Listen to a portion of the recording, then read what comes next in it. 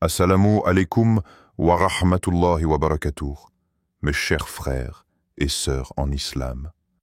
Que la paix, la miséricorde et la bénédiction d'Allah soient en haut sur vous. Avant de commencer cette vidéo, n'oubliez pas de liker cette vidéo car cela nous donne beaucoup de force pour continuer à partager du contenu bénéfique. Et je vous invite à vous abonner à notre chaîne et d'activer la cloche de notification pour rester informé de nos prochaines publications sur la foi islamique. Mes frères et sœurs, je vous demande de rester connectés jusqu'à la fin de la vidéo pour découvrir tous les secrets. Il y a des moments dans la vie où tout semble s'arrêter. Aucune bonne nouvelle. Aucune évolution financière. Vous regardez autour de vous et tout semble bloqué. Les portes restent fermées, les opportunités disparaissent les unes après les autres et une sensation d'attente silencieuse s'installe. Mais ce silence n'est pas vide. Ce silence cache quelque chose de plus grand. Il est lourd de sens, chargé de promesses que seul Allah connaît. Dans ce calme, Allah agit. Dans cette apparente immobilité, il prépare. Il ajuste, il façonne et il guide les événements pour qu'ils vous conduisent un jour à une ouverture aussi soudaine que bénie. Mais pour que cette ouverture ait un sens, pour qu'elle soit réellement un bien, votre cœur doit d'abord passer par une transformation intérieure. Car Allah n'accorde pas la richesse à n'importe quel moment. Il l'offre à ceux dont le cœur est prêt à la recevoir sans s'en détourner de lui. Le véritable premier signe que les portes de la richesse vont s'ouvrir, c'est le changement discret de votre âme. Une paix étrange commence à s'installer. Vous devenez moins agité par les biens matériels. Vous commencez à remettre votre destin entre les mains d'Allah, non pas en parole seulement, mais dans les profondeurs de votre cœur. Il n'y a plus de panique, plus d'obsession pour les résultats. Seulement une certitude douce que quelque chose de bon approche, sans que vous puissiez l'expliquer. Cela, c'est un des signes les plus puissants. Car Allah vous élève spirituellement avant de vous élever matériellement. Il vous apprend à le reconnaître dans le manque, afin que vous ne l'oubliez pas dans l'abondance. Il est rapporté dans un hadith qu'Allah dit « Ô fils d'Adam, consacre-toi à mon adoration, je remplirai ton cœur de richesse, et je écarterai de toi la pauvreté. » Rapporté par At-Tirmidhi. Ce hadith est un miroir. Il nous montre que l'enrichissement matériel commence toujours par un recentrage spirituel.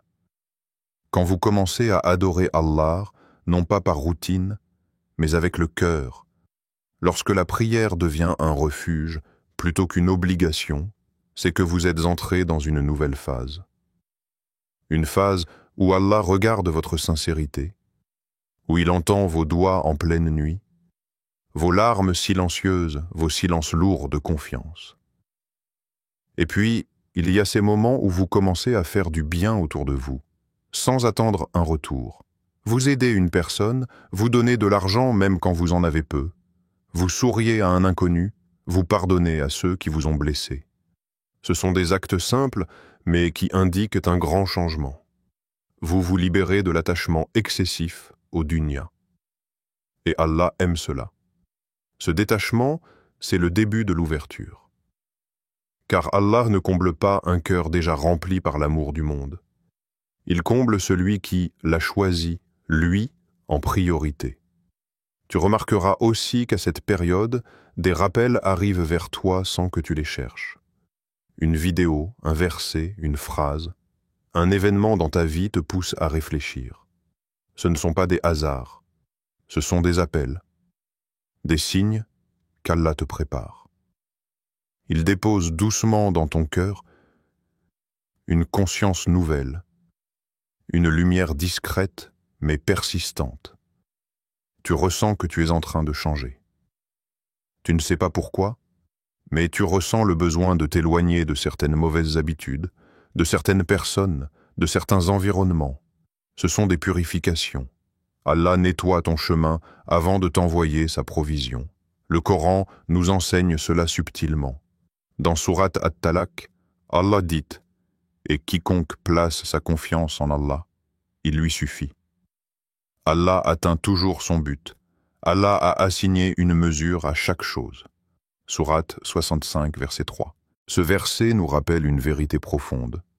L'abondance financière que tu attends a déjà été mesurée. Elle existe. Elle est écrite. Ce n'est donc pas une question de si, mais de quand. Et ce quand dépend de ton cœur, de ton lien avec Allah, de ta confiance. Ce lien de confiance est si précieux qu'il déclenche parfois des miracles. Car quand tu marches dans l'obscurité mais avec confiance, tu es plus proche de la lumière qu'une personne qui voit tout mais ne croit pas. Alors si tu sens que ton cœur devient plus calme malgré l'attente, si tu sens que tu ne paniques plus comme avant, si tu te surprends à remercier Allah même dans le manque, sache que tu es sur le chemin.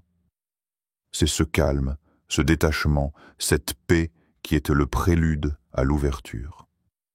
Car Allah ne donne jamais une pluie de bienfaits à un cœur qui n'a pas appris à s'humidifier de gratitude. Il donne au moment parfait. Et quand il donne sans mesure, à celui qui a appris à attendre avec patience. Prépare-toi donc. Ce calme n'est pas un vide, c'est un signe. C'est la respiration juste avant que les portes ne s'ouvrent. Et une fois qu'Allah décide d'ouvrir, aucune force ne peut refermer ce qu'il a béni. Les épreuves qui précèdent l'abondance. Avant qu'Allah ne vous ouvre les portes de la richesse, il vous fait passer par un chemin que peu souhaitent réellement traverser. Les épreuves.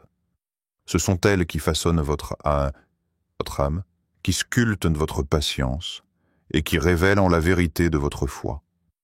Car Allah ne vous donnera jamais une abondance que vous ne pouvez pas porter. Il vous prépare. Et cette préparation est souvent douloureuse, silencieuse, parfois incomprise, mais toujours pleine de sagesse. Quand les choses s'effondrent dans votre vie, que votre stabilité financière devient incertaine, que les factures s'accumulent alors que les revenus disparaissent, votre cœur crie. Il cherche un secours, un miracle, une sortie. Et c'est là qu'Allah vous observe. Il regarde non pas ce que vous dites, mais comment vous vous tenez dans la tempête. Est-ce que vous le niez? Est-ce que vous doutez? Ou est-ce que vous le cherchez davantage? Le prophète a vécu cela avant vous.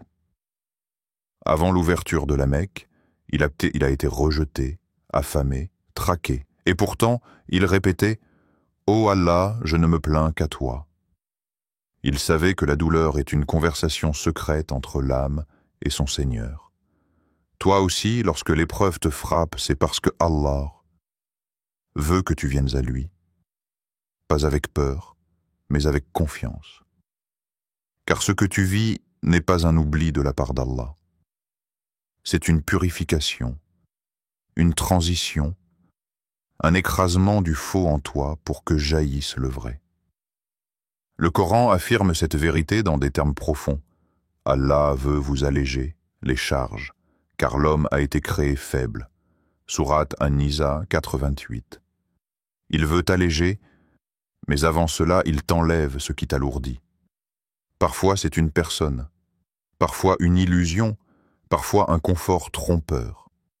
Tu pensais que cette situation t'assurait un avenir. Mais Allah l'a détruite, non pas pour te punir, mais pour t'empêcher de construire ta foi sur du sable. Les épreuves financières sont souvent les plus dures. Elles touchent à notre survie, à notre dignité, à notre paix intérieure. Elles révèlent nos attachements les plus profonds. Mais elles montrent aussi à Allah jusqu'où nous sommes prêts à aller pour rester droit. Quand tu continues de prier alors que tu n'as plus rien, quand tu donnes en aumône même dans la difficulté, quand tu refuses la tricherie même si cela t'apporterait un soulagement immédiat, tu montres à Allah que tu choisis sa voie, même si elle est plus lente, plus difficile, plus obscure. Et c'est cela, le grand test avant l'ouverture. Les signes que l'abondance approche, ce sont ces moments précis où tout semble se fermer autour de toi, mais où ton cœur, lui, commence à s'ouvrir à Allah. Tu commences à te lever la nuit sans qu'on te le demande. Tu pleures sans raison, parce que tu ressens qu'il se passe quelque chose d'invisible. Tu commences à parler à Allah, non pas avec des mots appris, mais avec ton cœur nu, brut, fragile. Ce dialogue intérieur, c'est la porte du changement. C'est là que l'invisible commence à s'activer. C'est là qu'Allah t'envoie ses anges pour noter que ton âme est prête à recevoir ce que tu lui demandes. Mais il veut d'abord te voir traverser la tempête. Il veut que tu saches marcher avec lui même quand tout semble vide. Car l'abondance, quand elle vient sans épreuve, détruit souvent l'âme. Mais quand elle est précédée de larmes, elle guérit. Elle ne te change pas, elle t'élève. Souviens-toi du verset dans le Coran.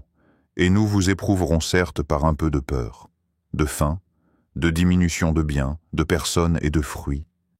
Et fais la bonne annonce aux endurants. Sourate Al-Baqarah 2:165.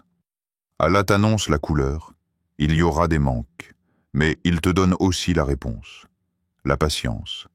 Et si tu tiens, si tu traverses les nuits sans dormir, les jours sans solution, les mois d'angoisse, sans trahir ta foi, sans cesser d'invoquer, alors tu entres dans une catégorie rare, les endurants, ceux que le monde n'applaudit pas, mais que le ciel reconnaît.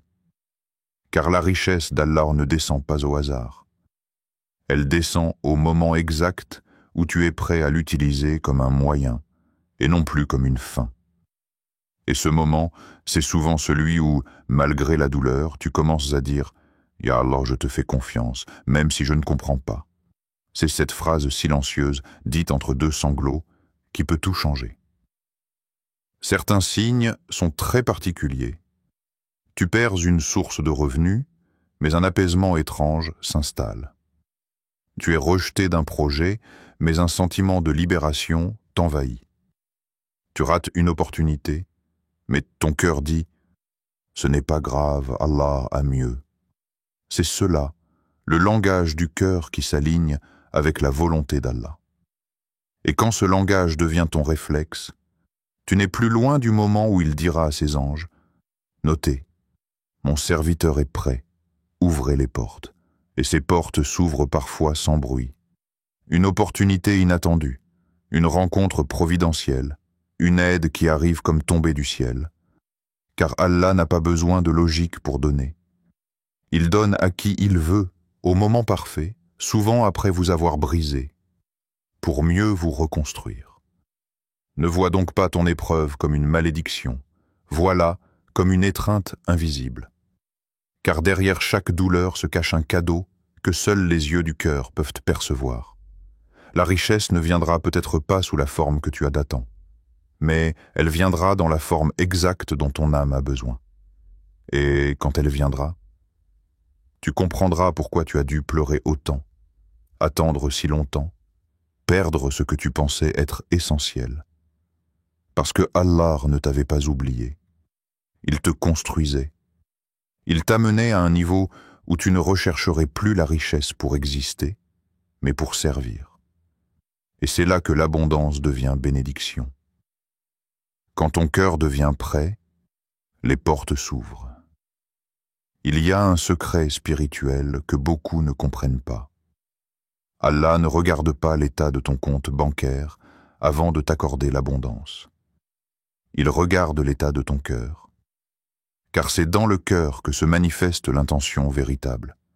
C'est là que résident la sincérité, la gratitude, la confiance ou la négligence. Tant que ton cœur n'est pas préparé, Allah retarde volontairement l'ouverture des portes, non pas pour te punir, mais pour te protéger de toi-même.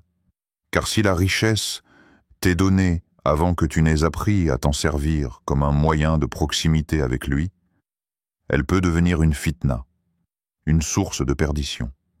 Et c'est ce qu'Allah ne veut pas pour ses serviteurs bien-aimés. C'est pourquoi, souvent, l'attente est longue, les supplications se multiplient, les efforts sont constants. Tu penses que le ciel t'ignore, alors qu'en réalité, Allah te prépare à contenir ce qu'il s'apprête à t'offrir. Et voici le miracle. À un moment de cette longue attente, quelque chose change dans ton cœur. Tu ne cherches plus la richesse avec la même agitation. Tu ne supplies plus avec impatience. Tu n'envies plus ceux qui possèdent. Tu te lèves pour prier non pas pour demander, mais pour remercier. Et c'est là, souvent, que le tournant invisible commence. Allah dit dans le Coran, dans une parole lourde de sens, « Si vous êtes reconnaissant, très certainement j'augmenterai mes bienfaits pour vous. » Sourate Ibrahim 14:7. Et la vraie reconnaissance commence avant que le cadeau arrive. Elle commence quand tu dis « Ya Rab, même si tu ne me donnes rien de ce que je demande, je suis déjà comblé par le fait que je peux t'invoquer. » C'est dans cette humilité, dans cette maturité intérieure, que tu deviens un réceptacle digne de l'abondance. À ce moment-là, Allah te montre des signes subtils, presque invisibles pour l'œil ordinaire. Tu ressens une paix intérieure sans cause matérielle. Le stress financier ne disparaît pas, mais il ne t'atteint plus autant. Ton âme commence à goûter à la vraie richesse, celle du contentement. Tu perçois les petites bénédictions avec grandeur.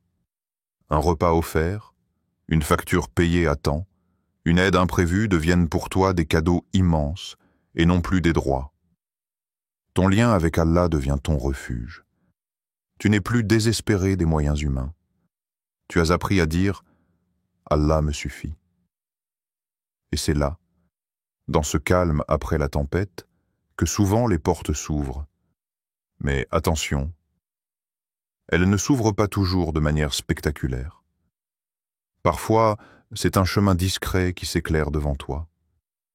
Un projet qui démarre lentement mais sûrement. Une rencontre bénie, une idée qui mûrit dans ton cœur. Une porte fermée qui soudain se déverrouille sans effort. Tu n'as plus besoin de courir. C'est la subsistance qui vient à toi. Le prophète Muhammad a dit une parole magnifique à ce sujet. Si vous placiez votre confiance en Allah comme il se doit, il vous accorderait votre subsistance comme il la donne à l'oiseau. Il sort le matin le ventre vide et revient le soir rassasié. Rapporté par At-Tirmidhi. Ce hadith est un trésor. Il te dit que la subsistance, la vraie, ne vient pas de ton intelligence seule, ni de tes calculs, ni même de tes contacts. Elle vient de cette confiance pure, totale, stul, celle qui transforme l'invisible en réalité. Et cette confiance, elle ne s'apprend pas par des mots. Elle naît du vide, du manque, de l'attente. Elle se cultive dans les silences où tu as cru être oublié. Elle se fortifie dans les prosternations où tu as pleuré sans réponse. Quand ton cœur a traversé ces étapes et qu'il a résisté aux doutes, au chuchotement de Shaitan, au regard des gens, il devient un cœur mûr, éveillé, lucide. Et Allah, dans sa sagesse, sait qu'il est temps. Souvent, dans ces instants, tu es surpris. La richesse n'est plus ton obsession.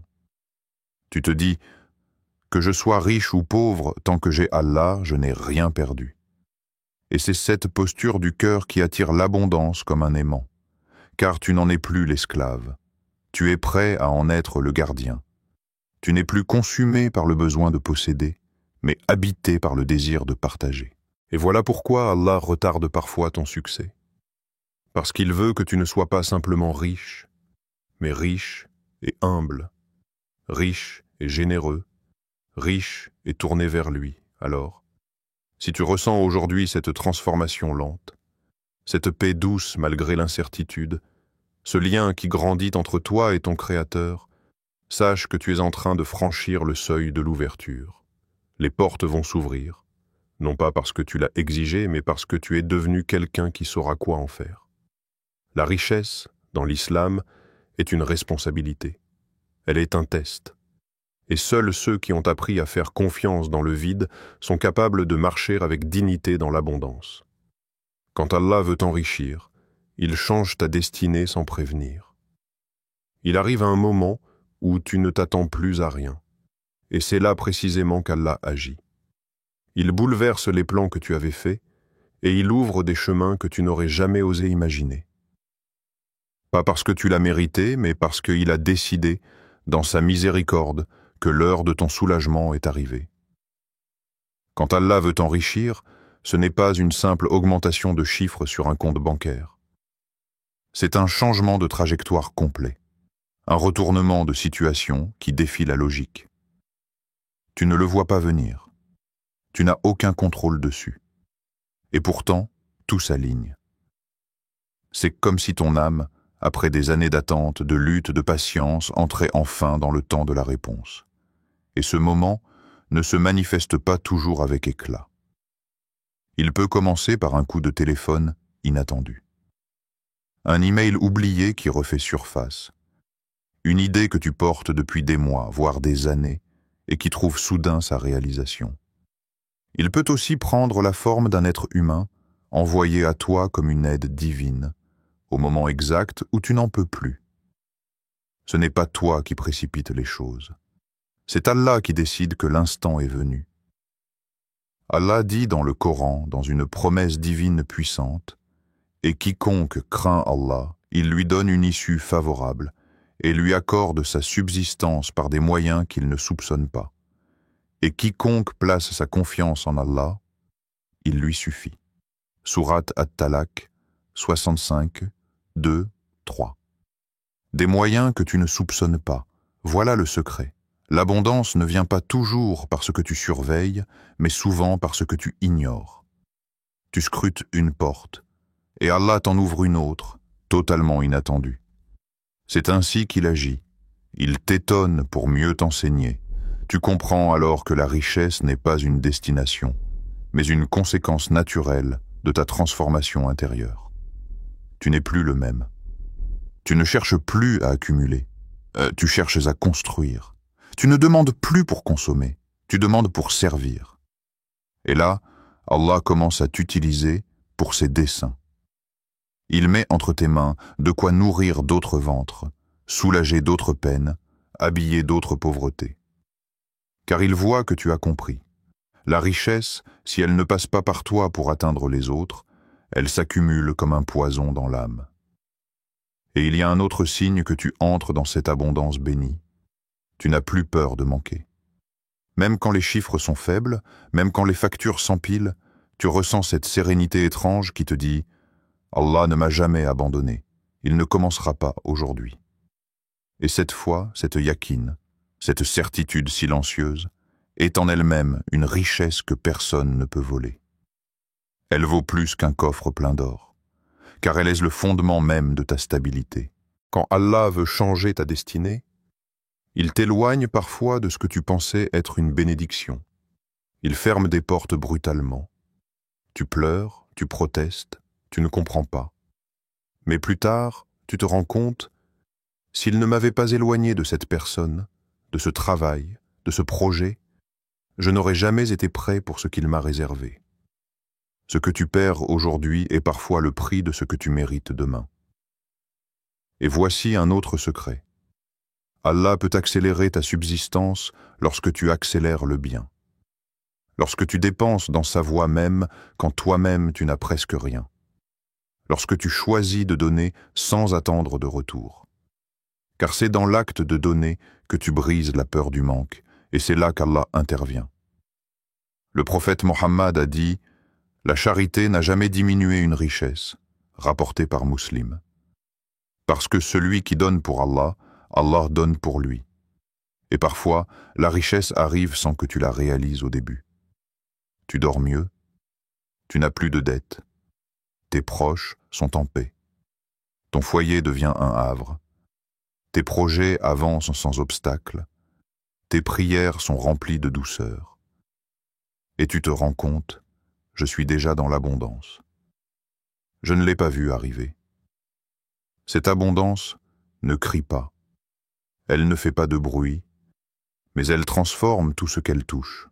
Ton corps, ton esprit, ta famille, ta communauté. Et le plus beau, c'est que tu ne vis plus dans l'angoisse de la perdre.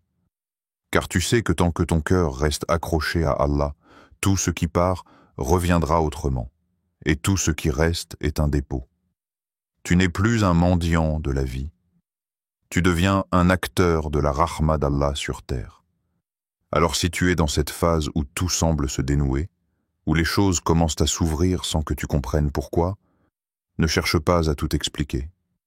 Remercie. Agenouille-toi. Pleure de gratitude. Parce que tu es en train de vivre l'un des plus beaux moments de la foi. Celui où Allah te montre qu'il t'a entendu, qu'il ne t'a jamais oublié, et qu'il avait simplement attendu que ton cœur soit prêt pour changer ta destinée. Chers frères et sœurs en islam, n'oubliez pas encore de liker cette vidéo et de vous abonner sur cette chaîne. Qu'Allah vous bénisse.